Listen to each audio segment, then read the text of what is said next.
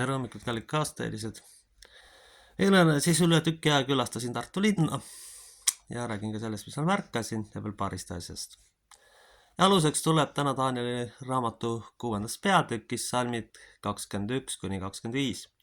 Ja kui ta jõudis augu juurde, kus Daniel oli, hüüdis ta kurva häälega ja kuningas rääkis ning ütles Danielile: Daniel, elava Jumala sulane, kas su Jumal, keda sa lakkamata oled teeninud, on suutnud sind päästa lõvide küüsist? Siis Daniel kõneles kuningaga. Kuningas elagu igavesti. Minu Jumal läkitas oma ingli, sulges lõvide suud ja nad ei teinud mulle kurja, sellepärast et mind leiti olevat tema ees süütu. Nõnda ei ole ma ka sinu ees kuningas kurja teinud. Siis oli kuningas tema pärast väga rõõmus ja käskis Danieli august välja tuua. Ja Daniel toodi august välja ning tema küljes ei leitud ühtegi viga, sellepärast et ta oli uskunud oma Jumalasse. Ja kuningas käskis tuua need mehed, kes olid Danieli süüdistanud ja visata lõvide auku, nemad, nende lapsed ja naised. Ja nad ei olnud veel jõudnud augu põhja, kui lõvid võtsid nendele võimust ja murdsid kõik nende kondid. Aamen. Kui nüüd päris tõtt öelda ja päris ausalt rääkida, siis eile Tartust käies avastasin väga ebameeldiva fakti. Tartu bussiliiklus oli hõredamaks muudetud, kui vanasti käis buss 4 korda tunnis, isegi 5 korda, siis nüüd on 2 või 3 peale muudetud. Ja eelkõige puudutab see pensionäri, millest väidab kohalik Reformierakond seisvat. Kohalikud tüübid, kes on vargad, pädid ja joodikud, kes on võimule tulnud ja kes tegelikult rahvast lihtsalt labaselt paljaks varastavad, on ka bussiliikluse kallale läinud ja mitte ainult. Tõenäoliselt on ka muud teenused metsikult kalliks muudetud, kus varsti kehtestatakse vist tõenäolisega hingamismaks Ugri peavoolu poolt, sest ka selle pealt saab justkui raha teenida. Ja tegelikkus on nii selline ja mind paneb ikkagi jätkuvalt imestama, kuidas inimesed kardavad videosid. Kuidas mind ikka ja jälle, isegi 4 aastat hiljem, ei tahetud ühte teatavasse õppeasutusse vastu võtta. Ja nüüd ma otsustasin, et nüüd ma olen sellest lõplikult loobunud ja ei tegele rohkem peavoolu asjadega. Isegi mitte ei ürita. Sellepärast, et tegelikkuses on selline, et me ei saa tahta orjarahvalt seda, et nad suudaksid riiki juhtida. Nad ikkagi teevad selle lõpuks oblastis. Nii see lihtsalt on. Nad jätkavad majanduse põhjalaskmist, noorte tuleviku ruineerimist, idiootlike haridusprogrammidega. Nad jätkavad kõige sellega. See on lihtsalt nii, sest nad veel puuduvad vastavad oskused ja kultuur. Üks mõte, mis mul veel tekkis, oli see, et kindlasti tõenäoliselt kohalikud globalistidele kasulikud idioodid aitavad kaasa sõja provotseerimisele. Ja siin on veel üks autistlik eripära, mis kogu siis globalistliku agenda juures on. Kirglik kõige hävitamine. Tõenäoliselt on, kui siin sõjaks läheb, siis Ugri tohmanid on nõus sellega, et kõik siin maa tasa pommitada. Aga millest see tegelikult räägib? See räägib labasest kurjategijale mentaliteedist. Ma olen elus vaadanud päris palju kriminaalsarjasid, tunnistan teile ausalt. Ja ainult kõige surmad retsidivistid ja kaabakad põletavad oma jäljed, nii et selline käitumine on just selliste tüüpidega ühele tasemene laskumine. Sellepärast ma olen täiesti kindel, et Aspergeri sündroomi all kannatavad tüübid kindlasti selline lähevad ja kohaliku maa paljaks pommitavad. Kusjuures kavaluse ja trikkidega võetakse ugrilastelt kõigepealt raha ära ja lõpuks võetakse pommitamistega nende kodud ära.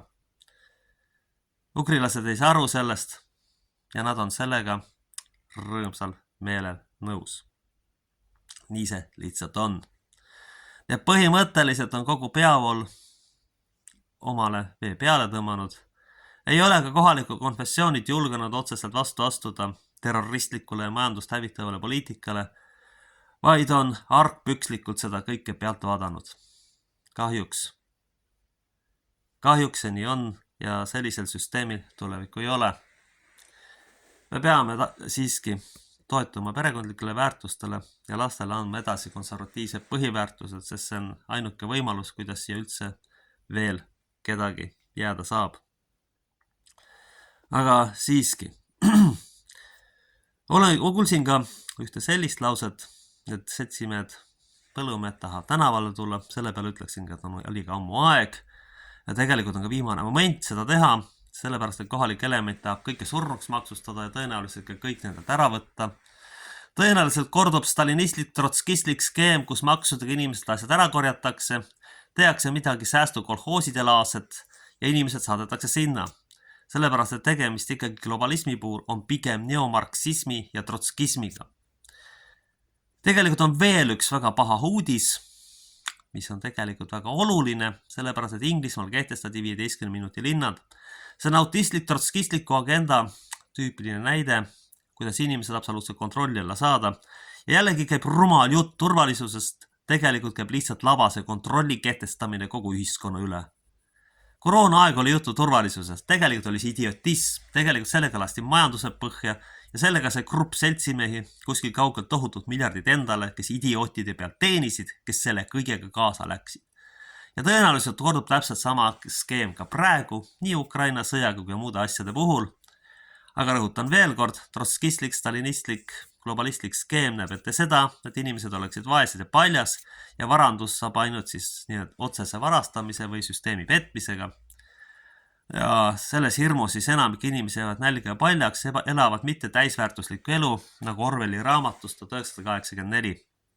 Mulle meenub, et nõukaajal oli niimoodi, et paljud mehed suridki seal 60. kandis ja Orwelli raamatus oli siis ka niimoodi, et mehed surid selles kandis, siis kohutu turnava töö ja vaesusega inimeste elu on õnnetu. See on tegelikult globalistide unistus, siis tooma siis välja 2 märksõna, üks on 15 minuti linnad, kus on kõik käe-jala juures, kus on inimene kontrollitav oma meelsuse tõttu ja teine on siis surnuks kurnamine. Aga tegelikult on Hiinas üks väga tore asi, mis on iga globalisti unistus. Punktisüsteem, kus inimest meelsuse järgi kontrollitakse.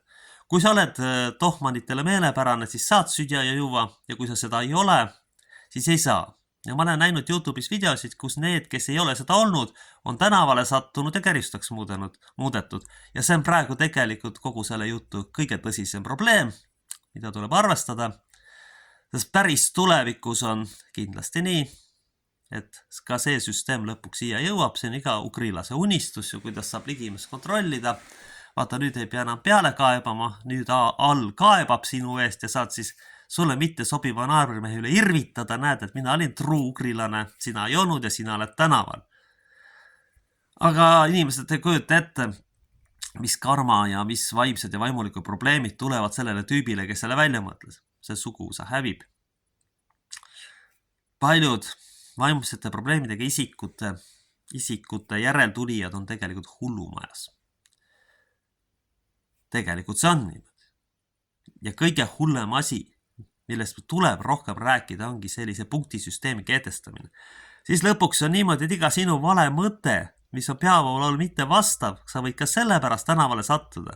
Ja see on praegu hoopis kõige suurem oht. Lisaks muidugi see tore asi, et maksudega kõik asjad ära korjatakse, inimesed lõpuks nälga ja vaeseks jäävad ja oma asjadest ilma jäävad. Lõppeesmärk on kõikide asjade äravõtmine, sest Seltsimees Schwab ütles, et kui see midagi ei ole, oled sa õnnelik, aga tegelikult oled sa näljane, õnnetu, mannetu, kurnatud. Muidugi ideoloogilise idiotismi ja töötamisega pannakse inimene uskuma, et ta õnnelik on, kuigi ta tegelikult seda kaugeltki mitte ei ole. Selles on see probleem. Ja lõppkokkuvõttes siis jõuamegi sellise Hiina-laadsesse ühiskonda, mis on ka globalistliku ja neomarksistlik trotskistliku unistus, et ma saan naabrimehel paljaks varastamise panna allikaela, tehnilise süsteemi kaela, kus siis see vaene naabrimees, kes ei ole globalistidele kasulik idioot, satub lihtsalt tänavale. Selle kõrval on stalinism ikkagi väga leebe teema ja muidugi inimestesse suhtumist näitab siis minu eile Tartust käik, et kus siis transport on ära võetud, kus siis vanainimesed tukerdavad tänavatel, kus siis on koonerdatud otseselt selle killustikuga, mis on peale pandud, kus tänavad on kohutavad ja libedad, kus autoliiklus on õrenenud, kus tõelised ettevõtted on kindlasti pankrotistunud, kus noored õpivad ennast surnuks, sellepärast et ukrilane arvab, et ainult kõrgharidusega spetsialist saab inimväärset elu elada, ülejäänud siis nälgiga surnuks ja rõgaga surnuks. See on kohutav, milleni see ühiskond tegelikult jõudnud on. Kui kujutame nüüd ette situatsiooni, kui maksudega on raha ära võetud ja kontroll on kehtestatud, inimesed on näljas ja paljas ja hirmul, siis sellesse ühiskonda ei taha ükski normaalne inimene lapsi sünnitada.